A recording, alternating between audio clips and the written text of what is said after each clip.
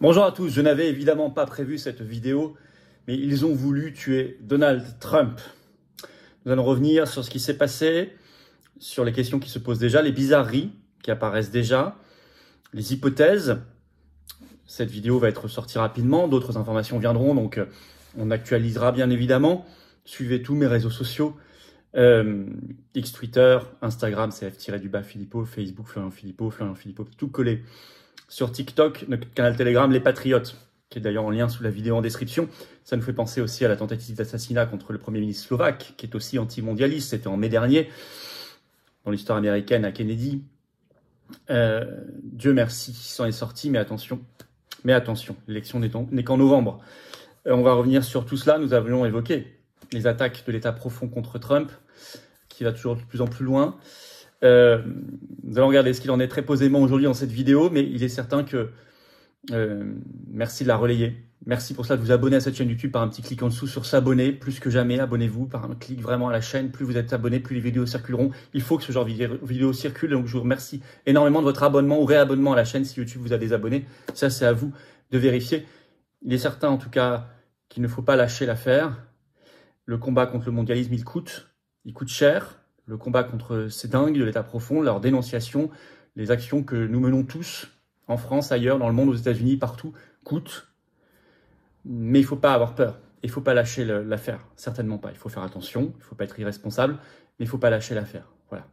Et tous ceux qui ne veulent pas lâcher le combat, qui sont peut-être même revigorés par la force qu'a montré Trump juste après que les balles l'ont manqué de peu, on va en parler, battons-nous ensemble contre cet affreux mondialisme, contre cet état profond. Libérons-nous, allons vers un avenir d'espérance, de joie. Voilà, je vous attends aux patriotes. Vous pouvez réadhérer par le premier lien sous la vidéo en description dès maintenant. Si vous êtes dans ce combat, faire un don au mouvement, c'est le deuxième lien sous la vidéo en description. Les liens sont toujours en permanence sur le site les-patriotes.fr. Par ailleurs, j'en reparlerai tout à l'heure, je vous attends.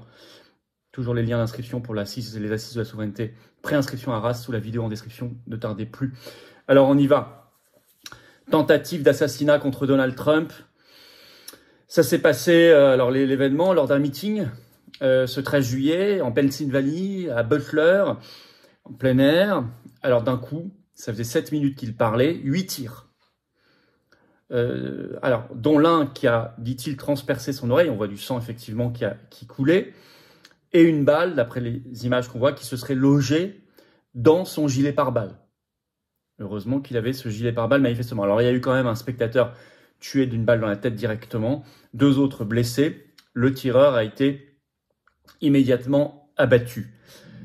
Trump a réagi avec beaucoup de courage. Je ne sais pas si vous avez vu ces images, mais tout de suite, dès qu'ils ont su que le tireur était abattu, donc sa sécurité était là bien sûr, il s'était mis derrière le pupitre, ils se sont relevés, il s'est relevé, il a brandi le poing levé et il a crié « Fight ». Combattez. Et il est parti même sous les applaudissements, les acclamations. Et on l'a vu ensuite, quelques heures plus tard, descendre les marches d'un escalier de descente d'avion. Et il était en bonne forme. Alors l'auteur aurait été identifié selon un communiqué du FBI déjà ce 14 juillet. Il s'agit d'un homme de 20 ans, Thomas Matthew Crooks, qui vient de Pennsylvanie. Nous en saurons plus bientôt sur son profil. Mais d'après des éléments qui ont déjà été trouvés par des journalistes, il serait de la mouvance Antifa. On va y revenir, c'est pas anodin, dans les théories. Condamnation officielle du monde entier, avec pas mal de doses d'hypocrisie, comme toujours dans ce cas-là. Biden a appelé Trump, tous les anciens présidents américains ont condamné, l'ONU, Macron, Scholz, Ursula von der Leyen, la Russie, des personnalités comme le PDG d'Apple, des sportifs de haut niveau, etc. Enfin, tout le monde. Avec une bonne dose encore de faux cuterie, comme on dit, et vous imaginez bien. Mais bon. Alors, défaillance et bizarrerie. D'abord, s'il y a ce témoignage qui a été filmé par la BBC, je l'ai partagé sur mes réseaux, d'un militant qui assistait au meeting et qui déclare, donc il parle, on a la vidéo, on a son témoignage, juste après le drame, qu'ils avaient vu tout un groupe, un homme qui était allongé sur un toit. Je le cite, ce militant, il rampait sur le toit, à 15 mètres de nous. Il avait un fusil.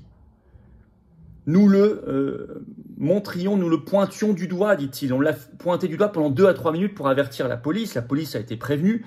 La police est passée à côté sans rien faire, je cite. Donc ça, c'est déjà... on est quand même à 4 mois de l'élection présidentielle américaine, on a un ancien président, c'est hallucinant. Alors, le FBI a parlé juste après, s'est étonné même de négligence, je cite, alors je vais vous citer un extrait d'article du Monde qui évoque cette conférence de presse. Les environs du périmètre ont-ils été négligés? Lors d'une conférence de presse des enquêteurs à laquelle le secret de service ne participait pas, de nombreuses questions concernaient ce sujet. L'agent du FBI en charge de l'enquête, Kevin Rojek, a résumé « Il va y avoir une longue enquête. C'est surprenant. Le secret de service devra répondre à cette question. »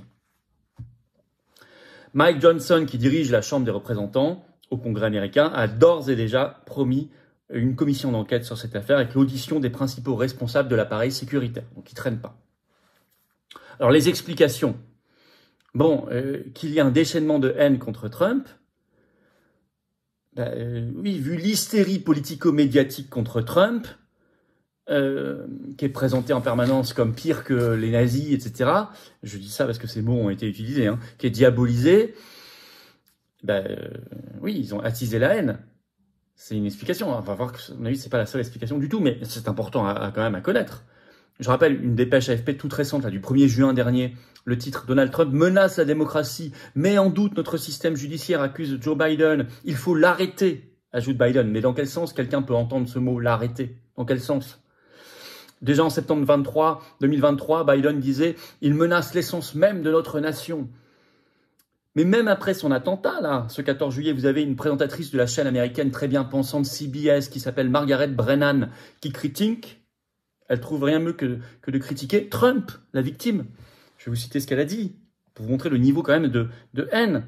Il se remet de ses blessures maintenant. C'était un événement traumatisant, sans aucun doute, pour lui, a déclaré Margaret Brennan sur CBS News, lors de la couverture spéciale de la fusillade à Butler en Pennsylvanie, parce que toutes les chaînes américaines sont évidemment en spécial, mais elle ajoute « Mais j'ai remarqué », parce que Trump a réagi sur son réseau social Truth Social, il a remercié les forces de l'ordre, il a eu de la compassion pour la personne tuée, les blessés, etc.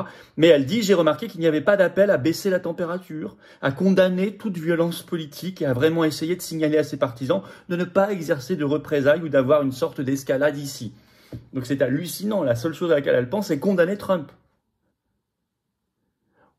Cette haine tue d'ailleurs un sénateur républicain américain, c'est pas gêné pour le dire. Là, il l'a mis sur Twitter, par exemple, sur X, J.D. Vance. Je vais vous citer ce qu'il a mis. Il ne s'agit pas aujourd'hui d'un simple événement isolé. Le postulat central de la campagne de Biden est de dire que le président Trump est un fasciste autoritaire, qu'il faut l'arrêter à tout prix. Cette rhétorique a directement conduit à la tentative d'assassinat du président Trump, a accusé ce sénateur de l'Ohio sur X. Oui, mais on peut aller même au-delà de ça. Est-ce une action interne? Une action des services, comme on dit. Il y en a un qui avait annoncé la chose. C'est Tucker Carlson, l'animateur vedette. On va reprendre cet article qui est toujours en ligne. NBC News, 1er septembre 2023. Ils avaient attaqué Tucker Carlson pour le dire. Le titre, Tucker Carlson attise les conspirationnistes en affirmant que les États-Unis accéléreraient vers l'assassinat de Donald Trump. Effectivement, ce que venait de dire en interview Tucker Carlson, en disant « Nous nous dirigeons vers l'assassinat, évidemment ». C'était il y a moins d'1 an. Il y a 10 mois. Et à l'époque, c'est Tucker Carlson qui a été attaqué par le système. Vous y ajoutez toutes ces négligences et bizarreries dont j'ai parlé, et on en découvrira probablement d'autres. Et moi, je vous donne que les choses qui sont très sourcées. Il y en a déjà d'autres qui circulent, mais moi, vous savez le principe de cette chaîne. Hein. Il faut des sources fiables à 100%. Donc, on y reviendra, mais il y en a déjà beaucoup qu'on a pointé. Plus cette affaire de Tucker Carlson. Alors, vous avez par exemple l'ex-agent spécial du FBI, Stuart Kaplan, qui était là ce 14 juillet, interviewé sur Fox News sur cette question-là et qui répond, qui dit « Des questions se posent sur la violation du périmètre extérieur de sécurité du meeting de Donald Trump. » C'est quand même bizarre. Le profil du tueur qui a été présenté comme le tueur, Thomas Matthew Crooks, 20 ans, dit mouvance Antifa. Ben oui, mais les Antifa, au-delà d'être eux-mêmes violents, par essence, ils sont des gens très violents, ils sont souvent utilisés, on le voit dans les manifs par exemple, comme les larbins du système. Ils sont souvent instrumentalisés, manipulés, utilisés comme des larbins. Surtout, il a 20 ans. On leur présente soit on leur donne un peu d'argent, soit les deux, hein, soit c'est une cause politique, on leur dit c'est pour le bien, pour lutter contre le fascisme, etc.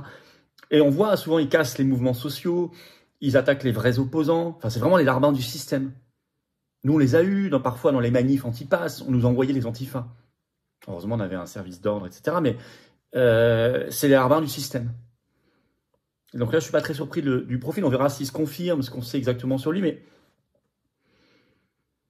puis c'est vrai que sur le fond, Trump, il est la bête noire de l'État profond. Il est anti-guerre en Ukraine. Il veut la paix. Or, l'État profond veut la guerre. Il n'est pas très chaud partisan de l'OTAN.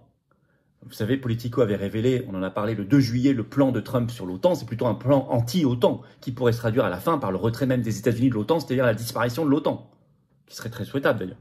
Enfin, ça ne s'appelait pas l'État profond. Il est anti-mondialiste. Vous savez, son grand discours à l'Assemblée générale de l'ONU en septembre 2019, quand il dit « L'avenir appartient aux patriotes, l'avenir n'appartient pas aux mondialistes ». Ça, ils ne l'ont jamais avalé, ce discours. Il est anti-corruption. Il veut drainer le marécage. Quand il remue l'affaire Hunter Biden et ses ramifications, mais c'est une affaire gravissime, c'est pas d'ailleurs qu'une affaire de corruption financière, c'est une affaire de corruption morale, avec peut-être de la pédocriminalité, de choses comme cela. Vous pensez bien que là, il remue des choses très gênantes pour l'État profond. Sachant qu'on regarde, si on regarde, toutes les armes ont déjà été utilisées contre lui. Ils utilisent la diabolisation médiatique pour l'éliminer, ça ne fonctionne pas.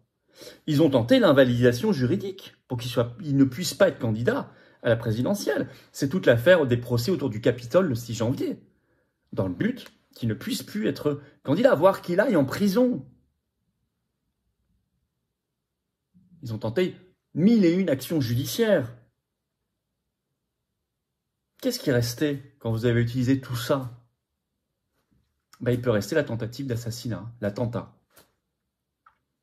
Il y en a un autre, Premier ministre de Slovaquie, Robert Fico, en mai dernier, qui a, lui, été reçu, il a reçu des balles. Il n'est pas mort, Dieu merci. Enfin, vous savez que c'est un anti-UE, j'avais fait une vidéo. Anti-OMS, anti-OTAN, anti-mondialiste. Alors, tout notre soutien, aussi modeste soit-il, parce que nous ne sommes qu'un mouvement politique français, une communauté de cœur et de conviction, mais nous apportons naturellement, moralement, notre soutien à Donald Trump dans cette affaire, qu'il en soit bien conscient. Et nous lui souhaitons la meilleure des campagnes et la plus belle des victoires. Cette affaire intervient 2 jours avant la convention républicaine, ce 15 juillet, et elle aura lieu, qui doit le désigner officiellement, l'investir comme candidat. Qu'ils fassent attention. S'ils ont tenté, ils peuvent retenter, d'une manière ou d'une autre. Ça, ou d'autres façons. Sous un accident déguisé, un crash, j'en sais rien. Attention à tout. J'imagine qu'ils vont renforcer le niveau de surveillance et de sécurité. Et de vigilance.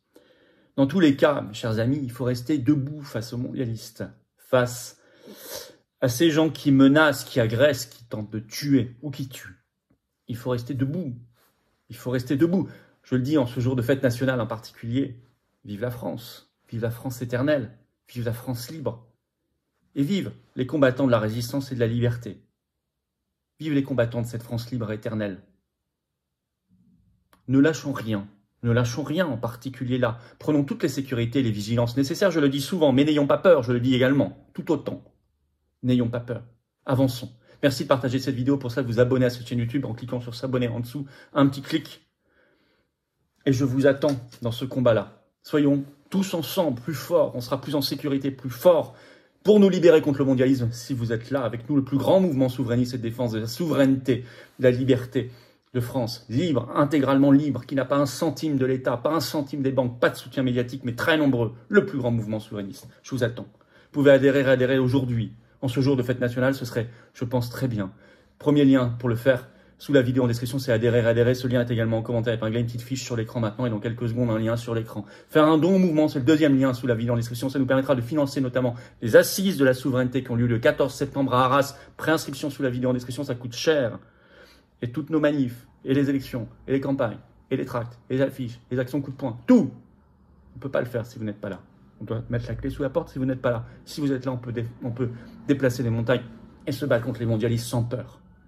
Adhésion, réadhésion, don. Tous les liens sont également sur notre site les-patriotes.fr et tout est défiscalisé aux 2/3 pour vous. Ça fait baisser vos impôts massivement. Profitez-en. Bravo, énorme bravo aux donateurs, aux réadhérents. Bienvenue aux nouveaux adhérents patriotes et vive la France.